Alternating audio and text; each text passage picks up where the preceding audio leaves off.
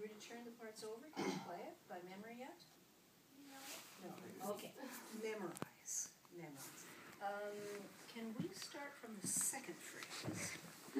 Just play the second phrase once and stop with it for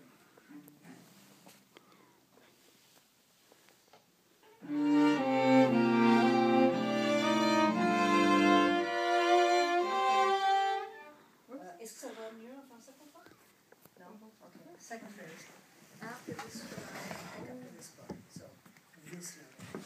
That's okay.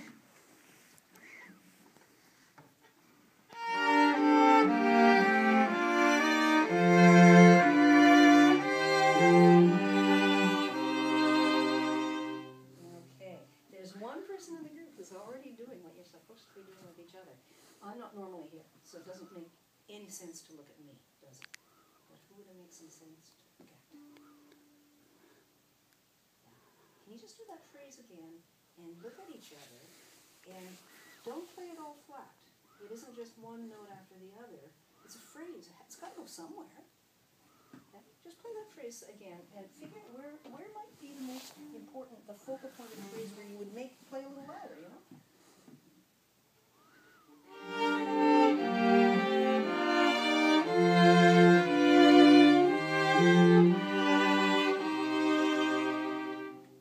Discuss it amongst yourselves. Where do you think that phrase goes dynamically? Forward.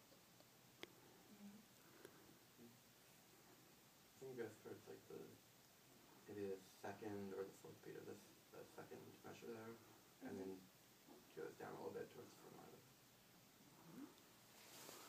One good place. And then where does it go after that? Does it just taper off completely? Could it? Yes. Maybe. Or could it also go to the end of the phrase? Or that very last note. Is it still in the same key you started in? Last note of the second fermata? No? So maybe that's something to make a little bit of a deal about. Okay, so try the phrase again. Instead of making it go like that, make it go dum dum dum dum dum bum bum, and really arrive at that point of focus. You can use a little more vibrato. You can play it a little louder. You never play at one dynamic level. I'll never forget when one of my coaches told this to us. He said, "You don't play forte." What's forte? You play within forte, or you play within pianissimo. It's got to sing and speak. It's just like talking. Okay, so try that phrase again. Play within the dynamic you've chosen. Come to places that have accents and sing.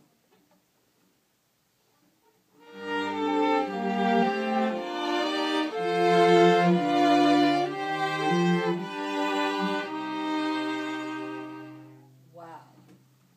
I heard a difference. Did you feel the difference? Yeah. Okay. Start again from the beginning of the whole chorale. And let's try playing it pianissimo. Play quietly the whole time. Look at each other, listen to each other, breathe after each fermata, breathe together, and start the thing. It's like you're singing through your instruments. And see if you can instinctively, with no analysis, but instinctively find those places where you go to for emphasis to make the words sing with meaning. Okay, quietly, and looking at each other.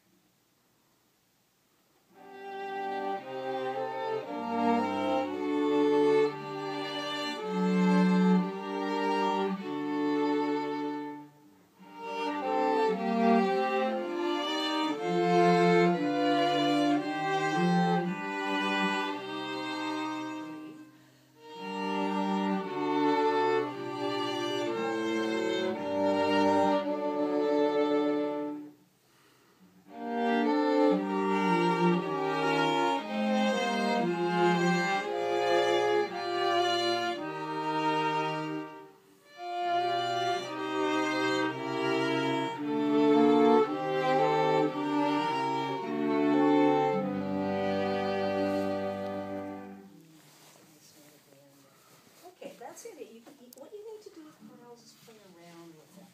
Play them quietly, play them with really big bulgy dynamics, play them loud like a triumphant shout. Can you tell me anything about chorales? What do you know about chorales? Other than that they were sung to words. You know where they came from? Church. Yeah, but a very specific church. Yeah, Martin Luther. Look up Martin Luther online. This guy was really annoyed with the situation as it was in 1517 in Wittenberg, Germany. And he was so mad he went out and on the front of his church door he nailed up 95 complaints. And he didn't get much of anywhere, so he said, okay, well, we're going to do things our own way. It was the beginning of what's called the Reformation. And the people who sang these chorales were people who felt they had had a great yoke taken off their neck. They had come out from a very oppressive situation. There's a reason why Martin Luther King was called Martin Luther King. You know, it was the same singing in triumph and saying, oh, thank goodness we're out of that situation, okay? So you have to understand these chorales as a break with the past and songs of triumph, songs of joy and spiritual connectedness. Do you have any songs or moments like that in your lives? Where you just felt really, really, really connected with your friends? Maybe there was some music, maybe it was a sight, maybe it was a smell, I don't know. No? Well, maybe those are some moments that are to come, and believe me, they're dynamite moments. And whatever you're singing or playing at that time is charged with just an intensity and a vibrancy. Okay? You need to use a little more bow. Just make a little bit more. Hold them up, man. You're the foundation. Okay? You're doing a great, great, great job. I really like how you're bringing out your special notes. And that's something the rest of you can learn when you're in a key. If you have some notes that diverge from the key, what key is this in, by the way? Yeah. Okay, so you know what the notes of G minor are, and they float around a little bit in any case. That's why you're the last B naturals. It's so easy. Okay, but if you have notes like the C sharp, okay? Okay. Yeah, bring it out. Bring it out. Give some sound. Take some time. Full weight on all those eights. And if it's a note that has been sharped from where you were in the key, make it high enough. You can't be namby-pamby about your accidentals, your alterations. If it raises you, raise it enough. And if it's a note that's been lowered from where it was, make it low enough. Okay? My viola teacher used to tell me, dear, if you had a G and a G sharp in the same bar, why would you play them so much the same? Make them different. Okay, so that's what I think you can add is just a little more attention to the accidentals and breathing, really, singing together. Okay? I keep saying it, a sound like sunshine. A sound like sunshine through leaves or through stained glass. Do you want to play it one more time for me while I'm packing up? Let me see what time it is. Have I kept? No, I haven't kept you. Good. You play it and then I'll play it.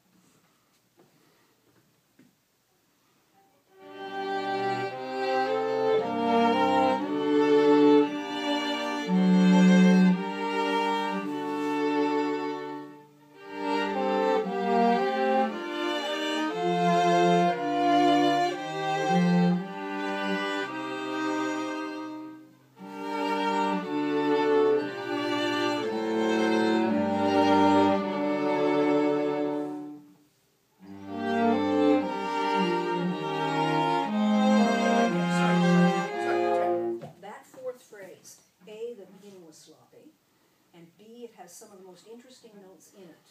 So if you have regular dull notes in the key layout, just take the edge off the sound a tiny, tiny bit, and let the people who have those moving eighth notes with lowered accidentals, bring them out, bring them out, bring them out.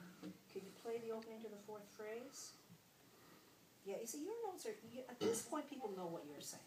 This is not the main point of interest. You're the highest pitches anyway. They're going to hear you. You don't have to make a big deal about that. At this point, you're going to listen to that. Okay.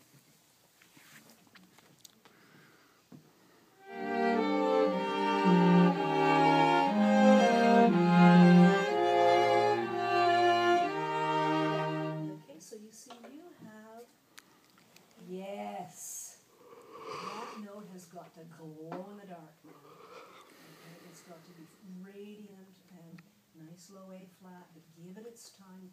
You can sneak there a little tiny bit early, feel like you're early, although you're not, so that the note has time to speak. One more time, that phrase.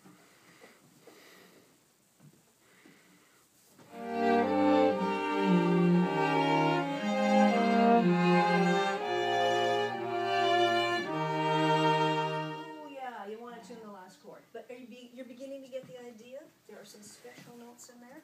So every phrase, make it a beautiful shape, make some accents, not flat dynamics. It isn't just a mezzo forte, son fide exercise to warm you up. It's not a warm-up, okay? It's a shout of joy. And listen to your bass line. He's going to be your foundation. I'm going to play this for you, sung by a choir. There's nothing to see.